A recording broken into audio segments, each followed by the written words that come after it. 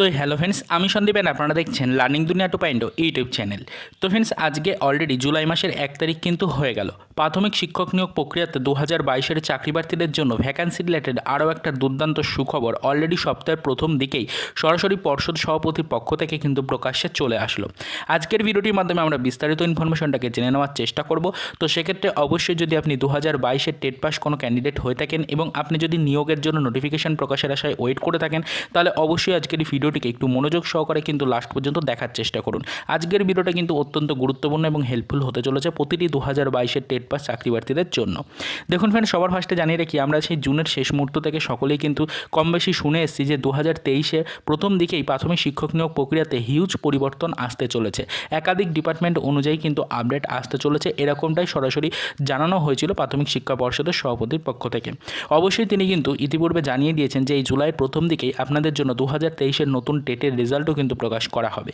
এরই পাশাপাশি অবশ্যই কিন্তু চাকরি প্রার্থীদেরকে আশ্বস্ত করা হয়েছিল যে 2022 এবং 2023 মিলিয়ে মোটামুটি একটা হিউজ পরিমাণ ভ্যাকান্সি নিয়ে নতুন নিয়োগের নোটিফিকেশন কিন্তু প্রকাশিত হতে চলেছে এই 24-এই।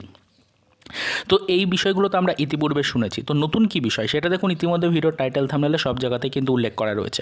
বলা হয়েছে প্রাথমিক শিক্ষক নিয়োগ প্রক্রিয়াতে 2022-এর টেট পাস চাকরি প্রার্থীদের জন্য 50,000 নতুন ভ্যাকান্সি কিন্তু ঘোষণা করলো অলরেডি প্রাথমিক শিক্ষা পর্ষদ সভাপতি।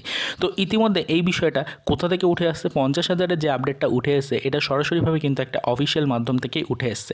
ইতিপূর্বে কিন্তু জানা গেছে যে আমাদের মোটামুটিভাবে কিন্তু রাজ্যে পঞ্চম শ্রেণীর অন্তর্ভুক্তিকরণের কার্যক্রম কিন্তু শুরু হয়েছে প্রতিটি শিক্ষা প্রতিষ্ঠানেই।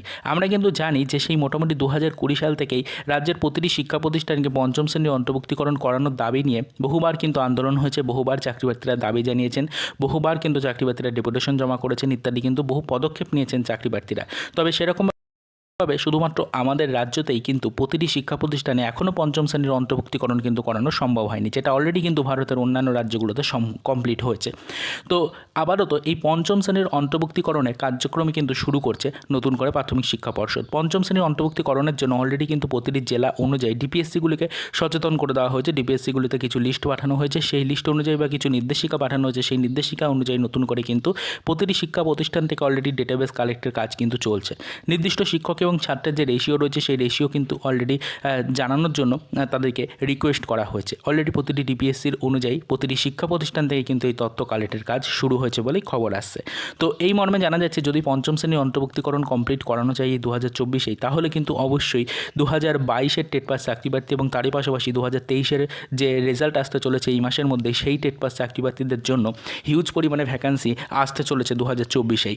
মোটামুটি 50,000-এর ওপরে কিন্তু ভ্যাকান্সি থাকতে চলেছে, এরকমটাই সরাসরি অফিসিয়াল মাধ্যম থেকে জানিয়েছেন প্রাথমিক শিক্ষক পর্ষদ সভাপতি।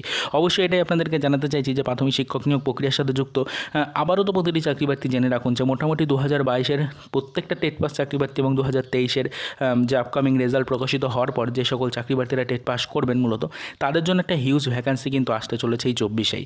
মোটামুটি জেনে রাখুন যে 50,000-এর ওপরে কিন্তু ভ্যাকান্সির পরিমাণ থাকতে চলেছে এবং এটা সম্পূর্ণরূপে কিন্তু সম্ভব হবে শুধুমাত্র পঞ্চম শ্রেণীর অন্তর্ভুক্তিকরণের কারণে। তো আবারও তো আপনারা এটা জেনে রাখুন যে পর্ষদ সভাপতির পক্ষ থেকে এই বিষয়টা পরিষ্কার করে জানানো হয়েছে যে পঞ্চম শ্রেণীর অন্তর্ভুক্তিকরণের কার্যক্রম অলরেডি শুরু করেছে প্রাথমিক শিক্ষা পর্ষদ।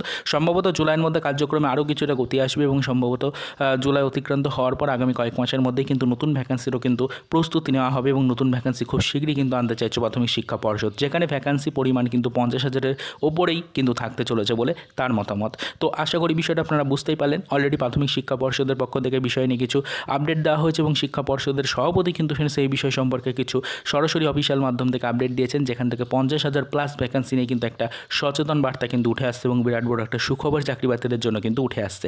এটা কিন্তু একদম জুলাইয়ের প্রথম দিকেই কালেক্ট করা আপডেট। তো সেটাই আপনাদেরকে আজকের এই ছোট্ট ভিডিওটির মাধ্যমে জানিয়ে দিলাম। আশা করি আপনারা সকলে এই বিষয়টা বুঝতে পারলেন। তো প্রাথমিক শিক্ষক নিয়োগ প্রক্রিয়ার সাথে যুক্ত মূলত 2022-এর টেট পাস প্রতিটা চাকরি প্রার্থী কিন্তু সচেতন হয়ে যান। পরবর্তীতে যখনই নোটিফিকেশন সম্পর্কিত কোনো আপডেট আসবে বা পঞ্চম শ্রেণীর অন্তর্ভুক্তিকরণ নিয়ে যখনই কোনো আদার্স ইনফরমেশন বা আপডেট আমরা পাবো, অবশ্যই সেটা আমাদের চ্যানেলে ভিডিওর মাধ্যমে কিন্তু ডিটেলস আপনাদেরকে আমরা জানিয়ে দেওয়ার চেষ্টা করব। তো আবারও তো এই পর্যন্তই, চলুন দেখা হবে নেক্সট ভিডিওতে। পরবর্তীতে 2022-এর টেট পাস চাকরি প্রার্থীদের জন্য ভ্যাকেন্সি রিলেটেড বা নোটিফিকেশন রিলেটেড কিছু আদার্স অফিসিয়াল আপডেটের সাথে।